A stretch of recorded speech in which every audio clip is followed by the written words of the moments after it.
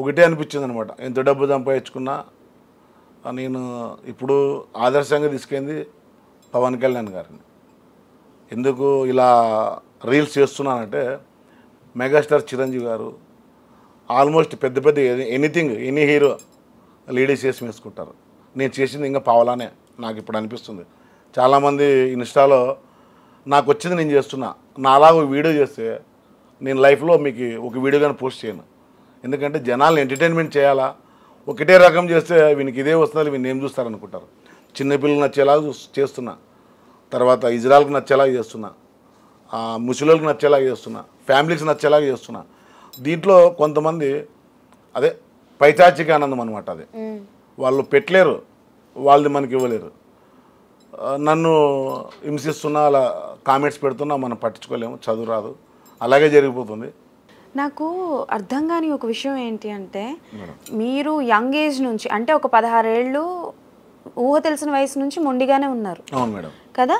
మరి ఇంత మొండిగా ఉండి అమ్మా నాన్నల్ని బాధ పెట్టే పర్సన్ని నమ్మి ఒక ఆడపిల్లని ఎలా ఇచ్చారు? అంటే బంధువులు అనమాట, మా నాన్న వాళ్ళ పిన్నమ్మ కూతురు బంధుత్వం దూరం అయిపోతారన్నట్టు ఇచ్చారు. మరి ఎప్పుడైనా మీ భార్యకి మీరు సారీ చెప్పడం, క్షమించమని అడగడం? చెప్పాను మేడం. అంటే అర్థం చేసుకుంది నేను ఇప్పుడు ఇది మొండి అనమాట, నాకు ఏ సపోర్ట్ లేదు. సినీ ఫీల్డ్లో సక్సెస్ తెచ్చుకోవాలంటే ఏమి లేకుంటే డబ్బు ఉండాలి. 1,00,000 రూపాయలు కృష్ణానగర్లో ఎగరేసి వెహికల్ తీసుకొచ్చి 4 బౌన్సర్లు వచ్చి నిలబడితే ఫేమ్ వచ్చేస్తుంది. సెకండరీ రాజకీయ నాయకుల సపోర్ట్ ఉండాలి. ఈ రెండు లేవు. సినీ ఫీల్డ్లో కానీ రావాలా, చాలామంది కళాకారులు, టీచర్సు, డాక్టర్సు చాలామంది ఇన్స్టాలో ఉన్న వాళ్ళ కళని పోస్ట్ చేస్తున్నారు. మూవీస్ ఆడిషన్స్ కోసం నేను చాలా మొబైల్లో ఆడిషన్స్ గ్రూపులో ప్రతి గ్రూపులో చేశారు.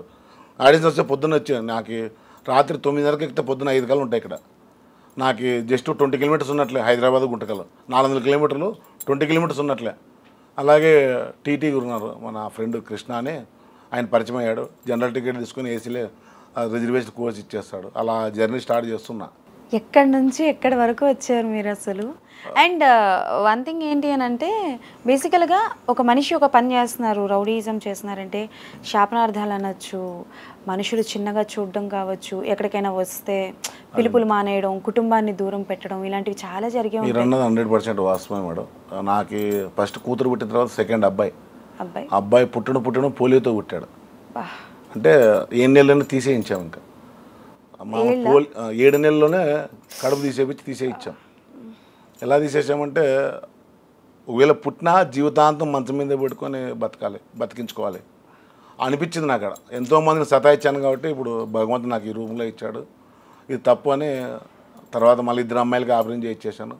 లైఫ్ అయితే చాలా హ్యాపీగా ఉంది.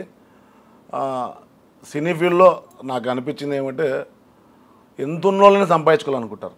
ఇప్పుడు ప్రపంచాన్నే శాసిస్తున్నారు ఎవరు, అంబానీ గారు. ఇప్పుడు మనం పెళ్ళికి వెళ్తాం, పెళ్ళికి ఏదో మూవీ పెడతామో లేకుంటే ఫుడ్ పెడతారు, తినేసి వస్తాం. కానీ అలాంటి సమయంలోనే అంబానీ గారు 900 సంవత్సరాలు కూర్చొని తిన్నా తరగని ఆస్తుందంట. నాకు తెలియదు, వాళ్ళు మా సోషల్ మీడియాలో ఈయనే, నేను మీ దగ్గర చెప్తున్నా. 900 సంవత్సరాలు తినాలంటే ఇప్పుడు ఈయన ఆల్రెడీ 60 ఏళ్ళు, మ్యాక్సిమం 20 ఇయర్స్ అనుకోండి. ఇంకా 9 సంవత్సరాలు ఎవరు తినాలి? అలాంటి టైంలోనే 239 రూపాయలు నేను జియో రీఛార్జ్ చేసుకుని 5G అన్లిమిటెడ్ అని రీల్స్ రాత్రి 1 గంట వరకు చేసేవాడిని. పెళ్లి టైంలో మాకు గిఫ్ట్ ఇవ్వాలి. 3 months నా కొడుకు పెళ్ళి, 3 months జియో ఫ్రీ ఇస్తున్నాను వదలాలి. ఆయన గిఫ్ట్ ఇవ్వాలి మేడం, ఎందుకు ఇవ్వకూడదు? ఇప్పుడు మెయిన్ వాళ్ళకి అందరికీ 2 కోట్లు వాచ్ ఇచ్చాడు కదా పెళ్ళికి పోయినందుకు. సపోజ్ ఎవరో అభిమానంతో పెళ్లి కోసం వెళ్ళాడు, ఆయన మీద కేసు కట్టారు అంటే ఇన్విటేషన్ వల్ల వెళ్ళాలి. మీ దగ్గర డబ్బు ఉంది, ప్రపంచాన్ని శాసిస్తున్నారు. మీరు డబ్బుని తీసుకునే పోలేరు కదా ఎక్కడ పోయినా.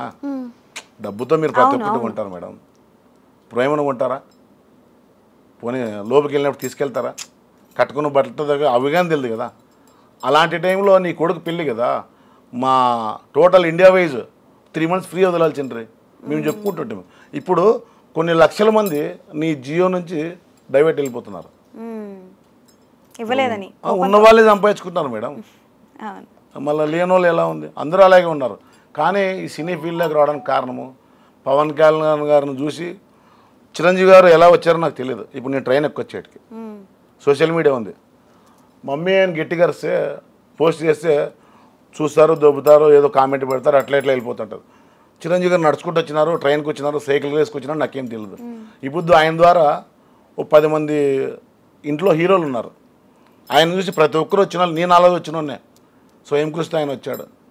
ఇప్పుడు నందమూరి బాలకృష్ణ గారు అంటే నేను ఆయన పేరు పెట్టుకున్నా, ఆయన అభిమాని అంటారు, నేను అందరికీ అభిమానే. ఆయన పేరు ఎందుకు పెట్టారు? మీ మా అమ్మ ఫాదర్ నాన్న అమ్మ ఫ్యానా? అలా ఏం లేదు మేడం. మా ఏదో దేవుడు ఉన్నాడు బాలయ్య స్వామి అని, అలా మునీశ్వరులు ఉన్నారనమాట, అలా బాలయ్యని పెట్టారు.